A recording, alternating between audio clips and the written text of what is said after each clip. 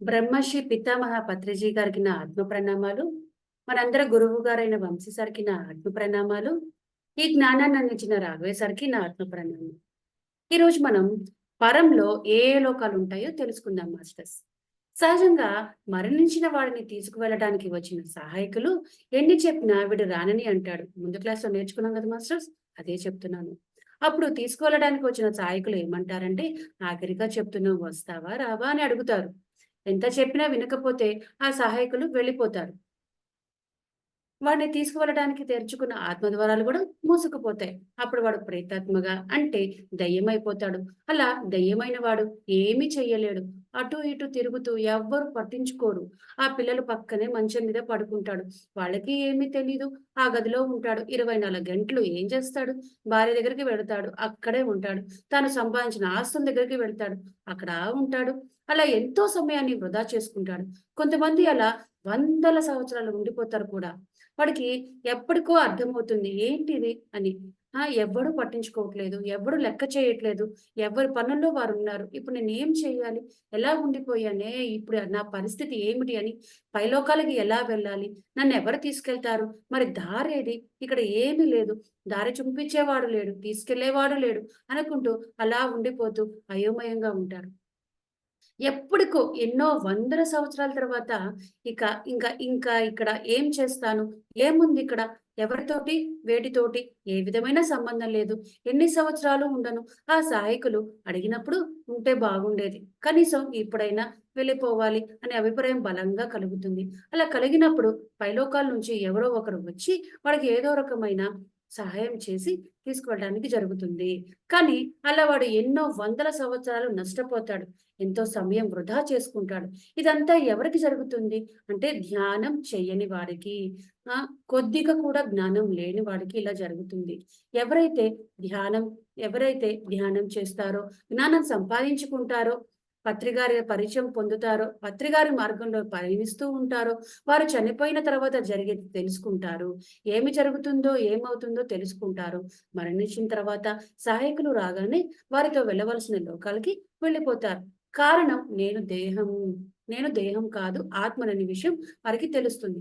అంతేకాదు ఎప్పుడో ఒకప్పుడు నేను చనిపోవలసి వస్తుంది. అంటే దేహం వదిలేయాల్సి వస్తుంది అని అర్థమవుతుంది. అంతేకాదు చనిపోవడానికి ఇంకా దేనితో సంబంధం ఉండకూడదని అర్థమవుతుంది. ఈ ఆస్తులు, ఈ బంధుత్వాలు వేటితో సంబంధం ఉండదు. వారికి వారే వారికి దారి వారిదే. నా దారి నాదే అన్నది అవగాహన కలుగుతుంది. అందుకే ఎవరైనా సరే రేపు మనం ఉండము అన్నట్టుగా జీవించమంటాను. మరుక్షణం మనం ఉండొచ్చు, ఉండకపోవచ్చు. మీరు ఏమి సర్దుకోవాలో సర్దుకోండి. అన్నిటికి రెడీగా ఉండమంటాను. చూడండి మీరు రైలు ప్రయాణం చేయాలి. మీరు ముందు సర్దుకోకుండా బయలుదేరితే, ముందు సర్దుకోవడం మొదలుపెడితే ఎంత కంగారు, అంత హడావిడి చెప్పండి. అదే ముందు అన్నీ సర్దుకుంటే ఏమి కంగారు పడరు. ఎంచక్కా పెట్టెలు తీసుకొని బయలుదేరతారు. అలాగే పైలోకాలకి ప్రయాణం కూడా మనం ఇప్పుడే సిద్ధంగా ఉండాలి. నా పిల్లలేమైపోతారు? నావా? నావన్నీ ఏమైపోతాయో, మొగుడేమైపోతాడో, పెళ్ళామేమైపోతుందో, అవన్నీ ఏమైపోతాయో, ఇవన్నీ ఏమైపోతాయో అనుకుంటూ చావు ఆగదు. నువ్వు నిర్ణయించుకొని వచ్చినటువంటి సమయం అయిపోతుంటే వెళ్ళిపోవలసిందే. ఆ సమయం నీకు తెలియదు కానీ ప్రకృతికి తెలుసు. నువ్వు పైలోకాల నుంచి వచ్చేటప్పుడే ఇవన్నీ నిర్ణయించుకొనొస్తావు. ఇన్ని సంవత్సరాల అని ఇక్కడే నిర్ణయించుకుంటావు.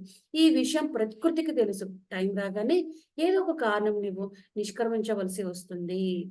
నువ్వు ప్రిపరేషన్‌లో లేకపోతే శరీరం వదిలాక చాలా గందరగోళం పడతావు. శరీరం వదిలాక అయ్యో! ఈ పని నేను చెయ్యలేదే, ఆ పని అట్లా మిగిలిపోయిందే, ఆ పని ఉండిపోయిందే, ఇది చేసుకుంటే బాగుండు అని బాధపడతావు. నష్టపోతావు. అందుచేత చావుకి ఎప్పుడు మనం సిద్ధంగా ఉండాలంటాను. ఒకవేళ నువ్వు ఈరోజు వెళ్ళిపోదాం అనుకున్నా, నువ్వు వెళ్ళవలసిన టైం రాకపోతే ఇంకా 20 ఏళ్ళైనా, 30 ఏళ్ళైనా, 50 ఏళ్ళైనా ఉంటావు. నువ్వు వెళ్ళవలసిన టైం వస్తే నీకు ఎన్ని పనులున్నా, నువ్వు చేయాలనుకున్న మధ్యలో ఉన్నా, నువ్వు రెడీగా లేకపోయినా అన్నిటిని వదిలేసి వెళ్ళిపోతావు. చిన్న ఎగ్జాంపుల్ చూద్దాం మాస్టర్స్. ఒకడు బాగా సుఖపడాలి అనే ఉద్దేశంతో జీవితంలో కష్టపడి కోట్లు సంపాదించుకున్నాడు. ఎన్నో అంతస్తులు ఒక ప్లాన్ లాంటి ఇల్లు కూడా కట్టుకున్నాడు. ఎన్నో సౌకర్యాలు సమకూర్చుకున్నాడు. నా అదృష్టం అదృష్టమే అదృష్టం అనుకున్నాడు. ఇన్నాళ్ళు కష్టపడినందుకు ఇక హాయిగా ఉండొచ్చు. ఇన్ని అనుభవించి అని అనుకున్నాడు. అలా 4 రోజులు అనుభవించాడు. కానీ వాడి టైం అయిపోయింది. చనిపోయాడు. ఏం చేస్తాడు? ఇన్నాళ్ళు కష్టపడి అమర్చుకున్న అనుభవించినటన్నిటిని యూజ్ చేసుకోకుండానే వెళ్ళిపోతాడు. బాధపడుతూ ఉంటాడు. వాడు ఇంటి మీదే దృష్టి అంతా. అలాంటి వాడు సహాయకులు కూడా రమ్మంటే వెళతాడా? వెళ్ళలేడు కదండీ! అందుచేత నేను రాను అంటాడు. భూమి మీదే ఉండిపోతాడు. ప్రేతాత్మ అయిపోతాడు. అంటే దెయ్యంగా మారిపోతారు. అందుచేత ఇక్కడ మనం తెలుసుకోవాల్సింది ఏమిటంటే, ఎవరైతే ధ్యానం చేస్తారో, జ్ఞానం సంపాదించుకుంటారో, చనిపోయిన తర్వాత ఏం జరుగుతుందో తెలుసుకుంటారు. అంటే చనిపోయాక ఆ పైలోకాల నుంచి సహాయకులు వస్తారు. వాళ్ళతో మనం వెళ్ళవలసి వస్తుంది. అక్కడ మనం కొత్త జీవితాన్ని ఎంచుకోవాల్సి వస్తుంది. కొత్త ప్రణాళికలు మనం ఎంచుకోవాల్సి వస్తుంది. అన్ని విషయాలు అవగాహన వస్తాయి. ఇవన్నీ అవగాహన అయితే ఇప్పుడు వేటి మీద మమకారం కానీ, వ్యామోహం కానీ ఉండదు. అంతేకాదు వీళ్ళంతా నా వాళ్ళనుకున్న వారంతా తను ఎలా వచ్చాడో అలా వచ్చిన వాళ్ళే. ఎవరి పని కోసం వారు వచ్చారు అని తెలుసుకుంటారు. అందుచేత ఎవరైనా కొన్నాళ్ళు ఉండేవాళ్ళే. నేను అలాగే కొంతకాలం ఉండేవాడినే అని తెలుసుకుంటాడు. అందువల్ల ఎవరి మీద మమకారం ఉండదు. అప్పుడు పైనుంచి వచ్చినటువంటి సహాయకులు కూడా పైలోకాలకి వెళ్ళిపోతాడు. ఇక్కడ మనం ముఖ్యంగా తెలుసుకోవాల్సిందేంటంటే, సహజంగా చనిపోయినప్పుడు ఏం జరుగుతుంది? ధ్యానం చేయకుండా పాపాలు చేస్తూ మరణించిన వాడికి తీసుకెళ్ళటానికి సామాన్య సహాయకులు వస్తారు. వీళ్ళని పితృదేవతలు అంటారు. వాడిని అధోలోకాలకి తీసుకువెళ్తారు. కానీ ధ్యానం చేస్తూ, సేవలు చేస్తూ, జ్ఞానం సంపాదించుకొని, ఎన్నో సేవా కార్యక్రమాలు పాల్గొని, ఎంతో సేవ చేస్తూ మరణించిన వారిని వీడిని తీసుకువెళ్ళటానికి గొప్పవారటువంటి యోగులు, సహాయకులు వస్తారని ఊర్ధ్వ లోకాలకి, ఉన్నతమైన లోకాలకి తీసుకువెళతారని చెప్పడం జరిగింది. అందుచేత రోజు ఉదయం ధ్యానం చేయడమే కాదు, సాయంత్రం కూడా మనం ధ్యానం చేయాలి. కనీసం ఉదయం 2 గంటల పాటు, సాయంత్రం 2 గంటల పాటు ప్రతి ఒక్కరూ తప్పనిసరిగా ధ్యానం చేయాలి. దాని ఫలితం ఇక్కడ మీకు తెలియదు కానీ, చనిపోయిన తర్వాత అర్థమవుతుంది మాస్టర్స్. దీనికి మన హిందూ పురాణాల్లో ఏం చెప్తారంటే, పాపాలు చేసిన వారు యమభటులు వచ్చి యమలోకాలకు తీసుకువెళ్తారని, పుణ్యాలు చేసిన వారు ఇంద్రదూతలు వచ్చి స్వర్గలోకాలకు తీసుకువెళ్తారని మనకి చెప్తూ ఉంటారు. అలా మనం ఇష్టపడి పైలోకాలకి వెళ్ళాలనుకున్నప్పుడు ఒక పెద్ద చీకటి స్వరంగ మార్గం గుండా ప్రయాణం చేయాల్సి వస్తుంది. ఆ సహాయకుల్లో ఏ లోకాలకి వీడు చేరుకోవాలో ఆ లోకాలకి తీసుకువెళ్తారు. అలా లక్షల కోట్ల కిలోమీటర్లు ప్రయాణం చేస్తామన్న సంగతి కూడా వాడికి తెలియదు. అంత స్పీడ్‌గా వెళ్ళిపోతాడు.